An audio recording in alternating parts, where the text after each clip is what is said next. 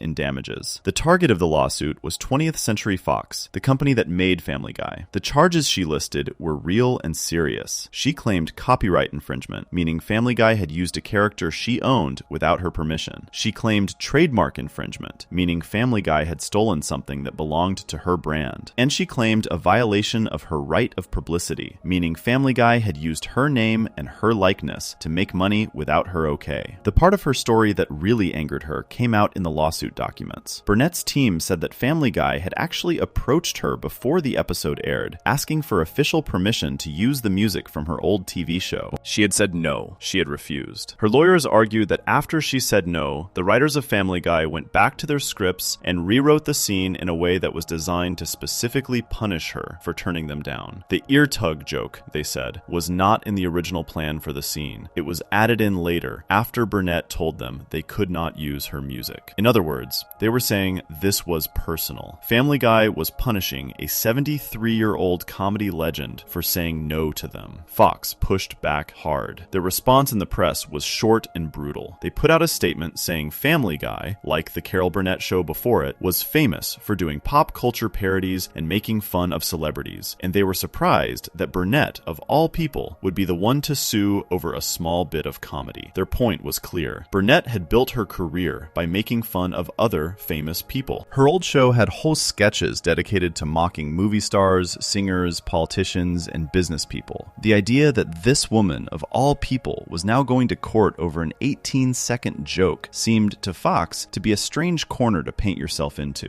The studio refused to edit the episode. They refused to remove the scene from future airings. They refused to pay her anything. Carol Burnett was not a person who needed the money. She was not a former star trying to grab headlines to stay in the news. She had won awards, been inducted into halls of fame, and had more money than she would ever need. What she was fighting for was control. She had actually been through this exact kind of fight before, back in the year 1981. That year, she had sued the tabloid newspaper The National Enquirer after they ran a false story claiming she had been drunk and rude in a restaurant. She took them to court and she won. The ruling forced the newspaper to pay her a large amount of money, and that case became a small piece of American legal history because it was one of the rare times a public figure successfully sued a tabloid. So Burnett had form. She had gone to court before when she felt a line had been crossed, and she had won. She had every reason to believe she could do it again. The case stayed in court for about 3 months. The judge was a man named Dean D. Pregerson, a federal judge in the Central District of California. Both sides filed their papers. Burnett's team argued that Family Guy had gone far beyond what parody law allows. They said the cartoon version of the charwoman was almost a perfect copy of her original, right down to the blue bonnet and the mop. They said the music was so close to the original that any reasonable viewer would mistake it for the real thing. They argued that using so much of her work in such a disgusting setting was not parody, it was theft dressed up in a joke. Fox's team argued the opposite. They pointed to a specific Supreme Court ruling from 1994 involving the rap group 2 Live Crew, which had made a parody of the Roy Orbison song "Oh Pretty Woman." In that case, the highest court in the country had ruled that parody is protected by the First Amendment, which is the part of the U.S. Constitution that covers free speech. The court had ruled that a parody, by its nature, has to copy parts of the original, because if it does not copy anything, then nobody would recognize what is being mocked. Fox's lawyers said the Family Guy cartoon was clearly a parody, clearly a comment on Burnett's wholesome image, and clearly protected speech. In June of 2007, Judge Pregerson made his ruling. He sided with Fox. The case was dismissed. He wrote in his decision that Carol Burnett is an icon in American culture, a recognition of her importance that both sides agreed with. But then he made his point. He wrote that public figures like Burnett are, by the very nature of being public figures, frequent targets of parody and crude humor. He said any self-restraint on that kind of comedy had basically been eliminated in the modern media world. By making herself a national figure, by becoming a name that everyone knew, Burnett had put herself in a position where other people were going to make fun of her, and the courts could not be used to stop it. The judge added that whether a parody is in good taste or bad taste does not matter for the law. The only question is whether a reasonable person could see it as parody. In his ruling, the Family Guy charwoman scene clearly could be seen as parody, no matter how crude. Case closed. Burnett got nothing. Fox paid nothing. The episode stayed on the air without a single change. This ruling was a much bigger deal than the 18-second scene that triggered it. It was a published federal court decision. That means other courts around the country could now point to it when they heard similar cases. If another cartoon show ran into the same kind of lawsuit, their lawyers could hold up the Burnett case and say, look, this has already been decided. The court has already said parody wins. In practice, this meant Family Guy had now built, through its own fights, a little legal shield that could protect the show from similar lawsuits in the future. Every time the show made a sloppy, rude joke about a famous person after this, that person now had to think twice before suing. Their lawyers would read the Burnett ruling first, see how badly that case went for the person who sued, and in many cases tell their client not to bother. This is also one of the only times in the show's entire run that someone the show had targeted actually fought back in a real courtroom on American soil. Most celebrities who get made fun of by Family Guy just ignore it. Some complain in interviews, some tweet. Carol Burnett, at 73 years old, went to federal court. She lost. She was deeply unhappy about it. In later interviews, she made it clear that the joke about her father had hurt her on a personal level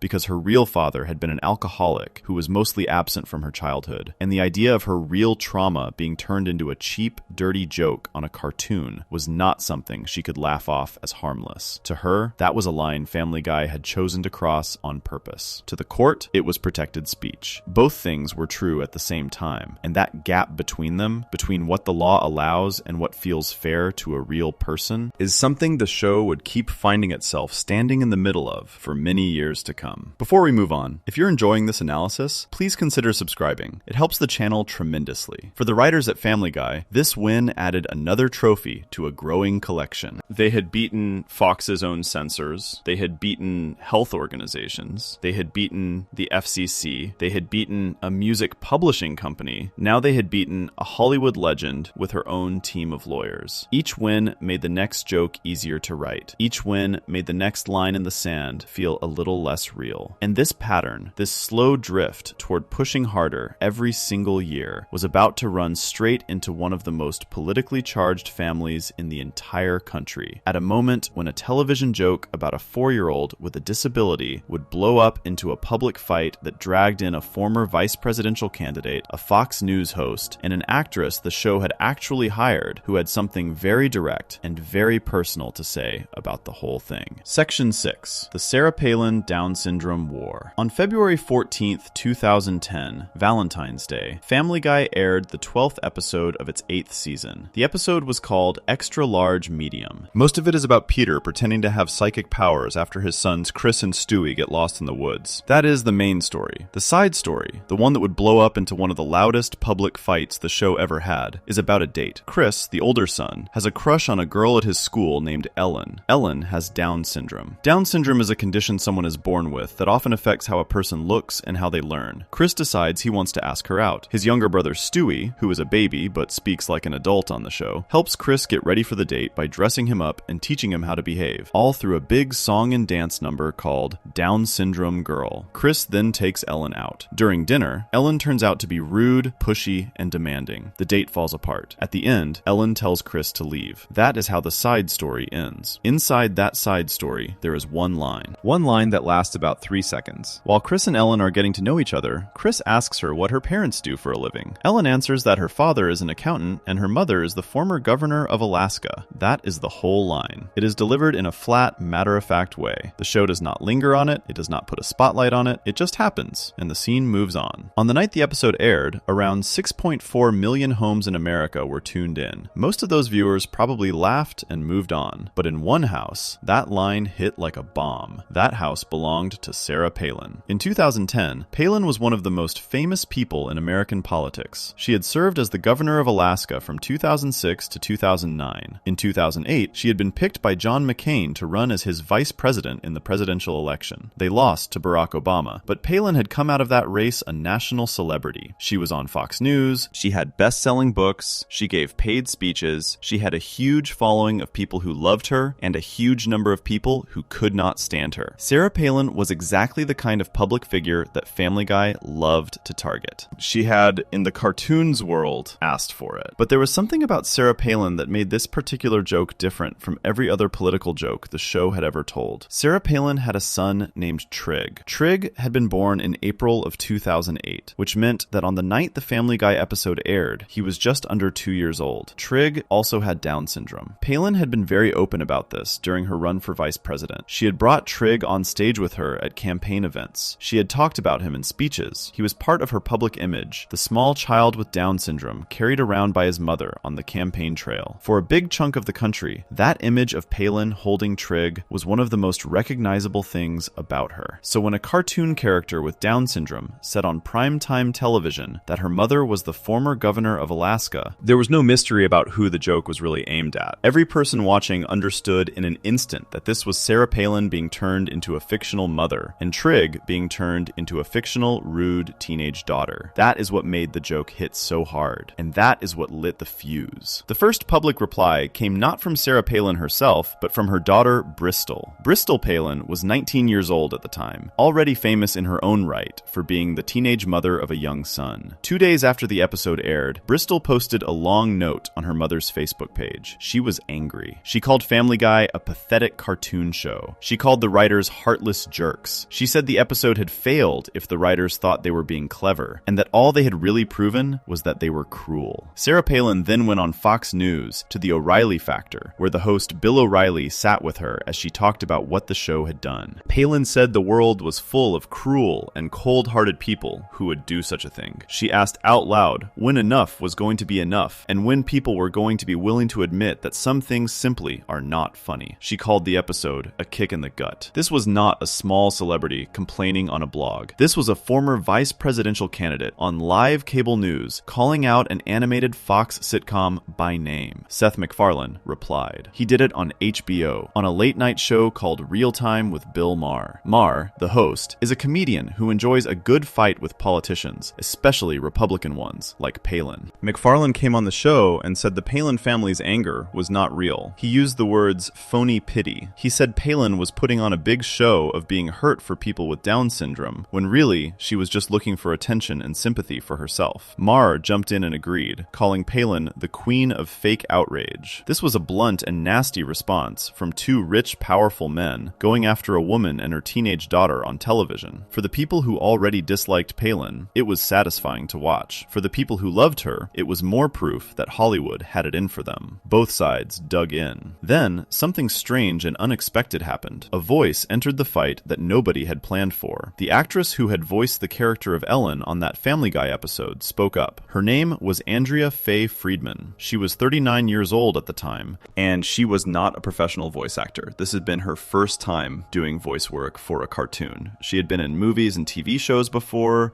including an old show from the 1990s called Life Goes On, where she played one of the main characters. And here is the detail that changes this whole story. Andrea Faye Friedman actually had Down syndrome herself. She was a real adult woman with the same condition as the fictional character she was playing on Family Guy, and the same condition as Trig Palin. She was not a voice actor pretending to understand. She was living with it. Friedman sent a long email statement to the New York Times. She made it clear, in her own words, that she was not attacking Sarah Palin's child. She was attacking Sarah Palin herself. She said she guessed the former governor did not have a sense of humor. She said she thought the line about being the daughter of the former governor of Alaska was very funny, and she pointed out that the word for that kind of joke is sarcasm. She said her own family thought laughing was good, and her parents had raised her to have a sense of humor and to live a normal life. Then she landed her real punch. She wrote that her own mother had not carried her around under her arm like a loaf of French bread, the way former Governor Palin carried her son Trig around looking for sympathy and votes. That one sentence became the most quoted line of the entire scandal. It ran in newspapers, it was read out on talk radio, it was repeated on every entertainment news show. A real woman with Down syndrome, not a cartoon character, had walked into this political firefight and basically told the former vice presidential candidate to her face through a printed letter that her own lived experience had more weight than Palin's act of offense. Friedman was not done. She later gave an interview to the show The Insider and another to ABC News. In those interviews, she said again and again that the joke was aimed at Palin, not at Trig. She said she felt Palin was using her son as a political prop, and that her son deserved to be treated like a normal kid, not like a loaf of French bread. When asked if she thought Palin would ever come talk to her directly, Friedman said she doubted it, because Palin might just attack her again. She said she had never met Palin, and that if Palin ever was nice to her, she would be nice back. But if Palin was mean, Friedman was done with her. Sarah Palin was now in a terrible spot. When the fight was between her and a cartoon, or between her and Seth MacFarlane, she had the moral high ground in the eyes of her fans. She was a mother defending her young son against rich comedy writers. But now, the voice coming back at her was a grown woman with Down syndrome, saying the exact thing Palin had been saying she wanted to stop. That people with this condition were not fragile things who needed to be shielded from jokes. Friedman was saying she could handle a joke fine. She was saying her own family trained her to laugh. She was saying the problem was not the cartoon. The problem was Palin turning her own child into a campaign tool. Palin had no good way to answer that, and she mostly stopped talking about it. The episode itself did more than make the Palins angry. It earned a real award nomination. The song from the episode, Down Syndrome Girl, was nominated for a Primetime Emmy Award. The category was called Outstanding Original Music and Lyrics. This is one of the biggest television awards in the country. The people who nominated it included professional voters inside the television industry. Seth MacFarlane and the composer Walter Murphy were both officially nominated for their work on the song. On July 24th, 2010, MacFarlane performed the song live on stage at a huge fan convention called San Diego Comic-Con, in front of an audience of almost 4,000 people. The crowd cheered. The Emmys ended up giving the award to a different show, but the nomination meant something important. The television industry itself had looked at this song, the one that had sparked the biggest political fight of the show's year, and decided it deserved to be honored. That is the opposite of a punishment. Looking back, the weirdest part of this whole story is how the fight lined up. The show, which normally fights against real-world groups that try to shut it down, this time found itself in a fight where one of its own guest actors was its best defender. Andrea Faye Friedman did more to win the public argument than any Family Guy writer could have. She took what could have been another sloppy celebrity joke book gone wrong and turned it into a moment where a real adult with Down syndrome got to speak on national television. For the show, it was a pure piece of luck. They had hired Friedman because they wanted an authentic voice for the character, and they had ended up with an authentic voice in the scandal, too. The controversy faded through the spring of 2010. Sarah Palin moved on to other political fights. Family Guy moved on to other episodes. Andrea Faye Friedman went back to her real-life job at a law firm in Santa Monica, where she worked in the accounting department for over 20 years, and to her part-time teaching work at a university program that helps people with disabilities learn to live on their own. She kept acting when roles came up. She died in December of 2023 at the age of 53 from complications of Alzheimer's disease. Her Family Guy role stayed with her as one of the things she was best known for, and she never backed off from her defense of the episode. Before we move on, if you're enjoying this analysis, please consider subscribing. It helps the channel tremendously. But the show did not slow down after winning this fight. If anything, it sped up. The writers had just seen a cartoon gag turn into a national news story that they won in the eyes of the public almost by accident. That creates a dangerous sense of freedom. The targets kept getting bigger. And just 5 weeks after this episode aired, on a Sunday night in March of 2010, Family Guy would open with a song and dance number about a real woman who had died, whose family was still grieving, and whose brother was at that very moment planning a charity concert in her memory. The song would be sung by children. The joke would be about keeping her alive. And this time, there would be no Andrea Faye Friedman to save them. Section 7. The Terry Schiavo Musical. Before this section can make full sense, you need to know who Terry Schiavo was. She was a real woman, not a character. She was born Teresa Marie Schindler on December 3rd, 1963 in Pennsylvania. She grew up in a big, warm family, moved to Florida with her husband Michael in the mid-1980s, and worked as a bookkeeper at an insurance company. On February 25th, 1990, when she was 26 years old, she collapsed in the hallway of her home in St. Petersburg, Florida. Her heart had stopped. By the time doctors got it going again, her brain had gone too long without oxygen. The damage could not be undone. She survived, but she never really woke up. For the next 15 years, she lay in a bed, unable to walk, talk, or care for herself. Her body was alive. Her awareness, according to most of the doctors who saw her, was gone. She was fed through a tube in her stomach because she could not safely eat food on her own. Here is where the story got complicated. Her husband, Michael, eventually said that Terry would not have wanted to live like that, and he asked the courts to let him remove her feeding tube. Her parents, Bob and Mary, and her siblings, Bobby and Suzanne, fought him. They believed she was still in there. They believed she reacted to them. They believed removing her tube was murder. The fight went to court over and over again. It went through state courts in Florida. It went through federal courts. It went all the way up through the United States Congress. Even President George W. Bush got involved, flying back to Washington in the middle of the night to sign a special law about her case. Protesters camped outside her hospice for weeks. News crews parked nearby. For most of March 2005, Terry Schiavo was the single biggest story in America. On March 18th, 2005, the courts ordered her feeding tube removed for the final time. On March 31st, 2005, 13 days later, she died. She was 41 years old. Her family never got over it. They could not. They believed their daughter and sister had been killed by the legal system. In the years after her death, her parents, her brother Bobby, and her sister Suzanne built an organization in her memory, which they named the Terry Schindler Schiavo Foundation. The foundation's goal was to help other families who found themselves in the same kind of fight, families with a loved one who was brain damaged and at risk of being taken off life support. They gave advice, they helped people find lawyers, they pushed for changes in the law. They had, by 2010, been running this foundation for about 5 years. 5 years is a big deal, because 2010 was the 5th year anniversary of Terry's death. The family was planning something special to market. They were organizing their very first big concert to raise money for the foundation, a benefit they were calling the Terry Schiavo Life and Hope Concert. They had booked 2 huge country music stars, Randy Travis and Colin Ray. They had booked the Murat Theater in Indianapolis, Indiana. The date was set for April 11th, 2010. Tickets were already on sale. The concert was going to be the biggest public event the foundation had ever held, and Bobby Schindler had been traveling around the country for months promoting it. On March 21st, 2010, a Sunday night, just 10 days before the 5th anniversary of Terry's death, and 3 weeks before that concert, Family Guy aired the 17th episode of its 8th season. The episode was called Peter-assment. The main plot is about Peter being sexually harassed at work by his boss Angela, voiced by Carrie Fisher. That is the main story. It has nothing to do with Terry Schiavo. The episode opens, however, with a cold open. A cold open is the small scene that plays before the main theme music of a show. On Family Guy, cold opens are often their own completely unrelated little jokes. This particular cold open was set at Stewie's preschool, where the children were putting on a play. The name of the play was printed on a sign. The sign said, Terry Schiavo, the musical. The curtain opened. A child actor was lying in a hospital bed with tubes and wires attached to every part of her, making it look as if she were on every kind of machine imaginable. Another child walked out dressed as Terry's husband Michael. A chorus of children began to sing. The lyrics went like this: Terry Schiavo is kind of alive-o. The husband character sang that she was a vegetable. The chorus of children sang back that they hated vegetables. The song described her as having mashed potato brains, which were shown being poured into a bowl. The song described her as the most expensive plant you will ever see. It ended with the characters calling for the plug to be pulled. The song lasted a little under a minute. The show then moved on to its main story about Peter and his boss. The whole Schiavo piece was gone from the screen inside 60 seconds, but those 60 seconds had been timed, whether on purpose or by complete accident, to hit the Schindler family at the worst possible moment of their year. 10 days before the anniversary of their daughter and sister dying. 3 weeks before their biggest fundraiser, with their brother Bobby actively out in the world, trying to get people to care about Terry's memory. Bobby Schindler watched the episode. He was in no mood for it. He called it cruelty and bigotry. He put out a press release the very next day, March 22nd, through the foundation. In the statement, he said his family was astonished at what they had just seen. He pointed out something important that most viewers did not know. Terry Schiavo had not actually been on machines. She was not on a ventilator. She was not on a heart monitor pumping her blood around for her. She used a simple feeding tube because her doctors had decided it was safer for her than trying to eat by mouth. The Family Guy song had shown her hooked up to every kind of equipment at once, which was the cartoon version of the truth, not the actual truth. Schindler said the show was not only wrong about the facts, it seemed to be making a deeper argument. He said the song was suggesting that certain people simply were not worth keeping alive because they were a burden on the healthcare system. For a family that had spent 15 years fighting exactly that idea, this was a nightmare. Schindler pointed out plainly that the timing could not be a coincidence. A show the size of Family Guy does not just happen to air a bit mocking a specific dead woman 10 days before the anniversary of her death. He suspected the writers knew exactly what they were doing. He called on Fox to drop the show. He called on every disability rights group and every pro-life group in the country to join him in pressuring the network. He said his family would be going after the advertisers next, calling up the companies whose commercials paid for Family Guy and asking them to pull their ads. His sister, Suzanne Vitadamo, who worked at the foundation, was listed as the press contact. The family was organized. They had phones. They had press releases. They had a real fight ready to go. Other groups joined in. The American Life League, a pro-life organization, put out its own statement in early April. The vice president of that group, a man named Jim Sedlak, said the dehumanization of Terry was proof of what he called a sick culture. The group used the Family Guy controversy as a way to promote the foundation's concert, framing the April 11th event in Indianapolis as a direct answer to what the show had done. A writer at an outlet called First Things, a religious magazine, published an essay calling the scene hate speech against Terry Schiavo. The criticism came not just from the usual voices that attacked the show, but from writers and thinkers across the disability rights world. Professor Beth Haller, a journalism scholar who studied how the media portrayed disability,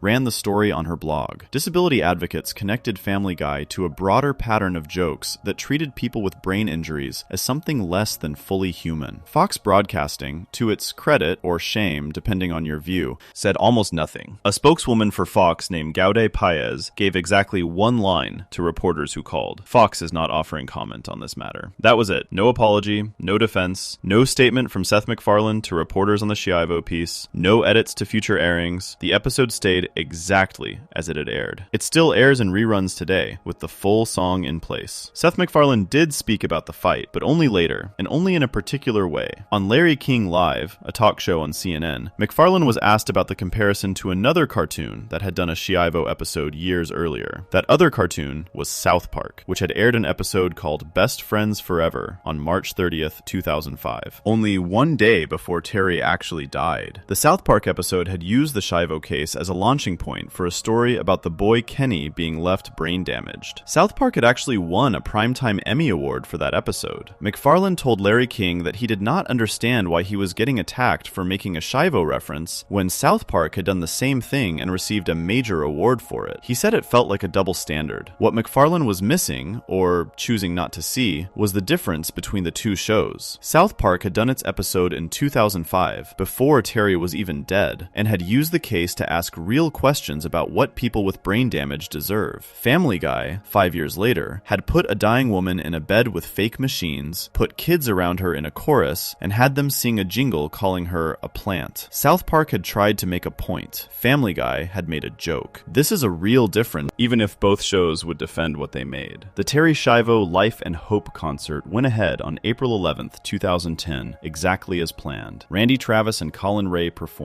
The concert raised money for the foundation. The Schindler family thanked their supporters. The foundation later renamed itself the Terry Schiavo Life and Hope Network, and it is still running today, still taking calls from families facing end-of-life choices for their brain-damaged loved ones. The foundation's work had been, for the Schindlers, the one good thing they had been able to build out of their sister's death. Family Guy had not stopped any of that, but the show had made that 1 year, that one anniversary, harder than it needed to be. There is one thing about this whole scandal that stands out looking back. In every other Family Guy controversy, the show had won something. Won the lawsuit, got the Emmy nomination, got the ratings bump, got the press attention. This time, it is hard to point to a win. The Schiavo piece did not get nominated for anything. It did not end up in any best of the show lists. Fans do not quote it. It is not considered one of the great Family Guy moments. It is just there, buried inside an episode that is mostly about something else, playing every time the show runs through its own catalog. It earned the show another round of attacks and delivered very little in return. This might be the first sign that the show's gift for turning scandal into fuel was starting to hit a limit. There were, it turned out, subjects that even the most careless audience did not want to laugh at for long. Before we move on, if you're enjoying this analysis, please consider subscribing. It helps the channel tremendously. But if the Schiavo song was a warning sign, Fox missed it completely. Just 2 months after that episode aired, Family Guy would finish production on what would become the most famously banned episode in the show's entire history. An episode that Fox would refuse to air. An episode that Cartoon Network would refuse to air. An episode that, to this day, has never been broadcast a single time on any American television network. The subject was something nobody at the network wanted within 1,000 miles of their advertisers. Section 8, the episode America Never Saw. In July of 2009, at a massive fan convention in San Diego called Comic-Con, Seth MacFarlane stood on a stage in front of thousands of Family Guy fans and announced something strange. He told the crowd that the next season of Family Guy had an episode coming up that Fox was not going to air. The episode had already been written, it was already being drawn, the voice cast had already recorded their parts. Fox had seen the script, read every line, and had made a decision in advance, before the episode was even finished. The decision was that the show could make it, but the network would never broadcast it. Think about how unusual that is. Most of the time, a network either kills an episode before production starts, or the episode gets made and then pulled in a rush when someone at the top of the company panics. This was neither. This was a planned, calm, agreed-upon situation. The writers would be allowed to make their episode. They would just never be allowed to show it on American television. The audience in San Diego cheered. The subject of the episode, and the reason Fox had drawn this line, was a single word. The word was abortion. And this is the story of the one and only Family Guy episode that has never aired, not even once, on a single American TV channel. Not even today, more than 15 years later. The episode had a title. That title was Partial Terms of Endearment. It was a pun on the name of an old Hollywood drama called Terms of Endearment. Partial, because it was about a partial pregnancy. The title itself, before you even got to the plot, gave you a sense of what the tone would be. The writer in charge of the script was Danny Smith, one of the oldest and most trusted writers on the show. Smith had been on Family Guy from the very start, writing episodes all the way back in the first season. Seth MacFarlane had asked him to take on this particular story, and MacFarlane gave him a specific piece of reading to use as a guide. MacFarlane told Smith to go read a long essay by the famous scientist Carl Sagan. Sagan had written a book in 1997 called Billions and Billions, and one of the chapters of that book was about the abortion debate. In that chapter, Sagan tried to find common ground between people on both sides of the issue. He looked at what science says about when a growing baby in the womb becomes something we should treat as a person. He tried to show that both the people who wanted abortion to be legal and the people who wanted it banned were often more reasonable than they looked to each other. McFarlane admired that essay. He told Smith to keep it in mind as he wrote. The final script, when it was done, referenced Sagan's work several times inside the jokes. The plot of the episode is more thoughtful than most people expected from a Family Guy episode. Lois runs into an old friend from her college days, a woman named Naomi. Naomi and her husband Dale are a sweet couple, but they cannot have a baby. They ask Lois for a huge favor. They want her to be a surrogate mother. A surrogate is a woman who carries someone else's baby for them during the pregnancy and then hands the baby over to the real parents after it is born. Naomi's own egg, fertilized by Dale's sperm, would be placed inside Lois. Lois would carry the baby for 9 months and then give it back to Naomi and Dale. Peter, Lois's husband, is against the idea. Lois does it anyway. Then, while Lois is pregnant, the show drops its bomb. Naomi and Dale are killed in a car accident. Lois is now carrying a baby whose parents are both dead. She and Peter have to decide what to do. Keep the baby, give it up for adoption, or have an abortion. The whole middle of the episode is an argument between Lois and Peter about what to do. In most sitcoms, these kinds of conversations end in a safe way.